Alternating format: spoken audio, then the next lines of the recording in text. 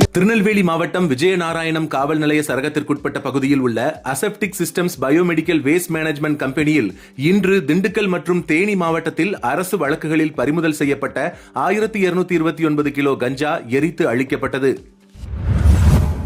திசையன்விளை காவல் நிலைய சரகத்திற்குட்பட்ட பகுதியில் சட்டவிரோதமாக மது பாட்டில்களை விற்பனை செய்வதற்காக பதுக்கி வைத்திருந்த உருமன்குளத்தை சேர்ந்த 52 வயதான கணபதி என்பவரை திசையன்விளை காவல்துறையினர் கைது செய்து நடவடிக்கை மேற்கொண்டு வருகின்றனர். பசிபிக் பெருங்கடலில் மிதக்கும் பிளாஸ்டிக் கழிவுகளை அகற்றி கடல்வாழ் உயிரினங்களை காக்கும் முயற்சியாக நெதர்லாந்து நாட்டு பொறியாளர்கள் உலகின் மிகப்பெரிய மிதக்கும் பிளாஸ்டிக் வேக்யூம் கிளீனர் கருவியை உருவாக்கியுள்ளனர். கடலில் பரவி கிடக்கும் குப்பைகளை உறிஞ்சி சேகரிக்கும் திறன் கொண்ட இந்த மெகா இயந்திரம் கடல் தூய்மை மற்றும் சுற்றுச்சூழல் பாதுகாப்பில் ஒரு மிகப்பெரிய புரட்சியை ஏற்படுத்தும் என்று எதிர்பார்க்கப்படுகிறது.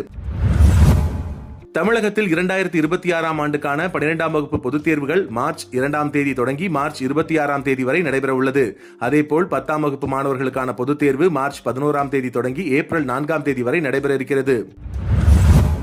காவல் கண்காணிப்பாளர் அவர்கள் வழிகாட்டுதலின்படி இன்று 8வது நாளாக காலை ஆயுதப்படை வளாக அரங்கில் மாவட்ட உட்கோட்டங்களிலிருந்து வருகை தந்த பல்வேறு காவல் ஆளுநர்கள், காவல் அதிகாரிகள் ஆகியோருக்கு மனநலன் சார்ந்த ஆலோசனை நிகழ்ச்சி நடந்தது. மதியம் மருதகுளம் அரசு உயர்நிலைப்பள்ளி மாணவர்களுக்கு வளரிளம் பருவத்தில் ஏற்படும் பிரச்சனைகள் மற்றும் போதைப்பொருள் தடுப்பு விழிப்புணர்வு நிகழ்ச்சி நடைபெற்றது.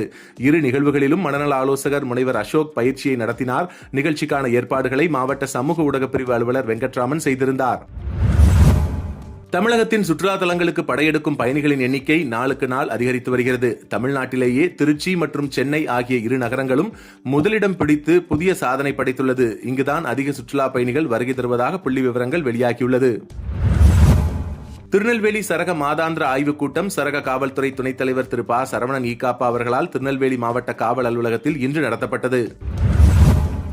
உங்கள் பகுதிகளில் நடக்கும் செய்திகளையும் எங்களுக்கு அனுப்பலாம். திரையில் தெரியும் நம்பருக்கு வீடியோவாகவோ புகைப்படமாகவோ அனுப்பி அந்த செய்தி பற்றிய தகவலையும் பகிரவும். மீண்டும் நாளை செய்திகளில் சந்திப்போம். இந்த வீடியோ பிடிச்சிருந்தா லைக் பண்ணுங்க, கமெண்ட் பண்ணுங்க, உங்க நண்பர்களோட ஷேர் பண்ணுங்க.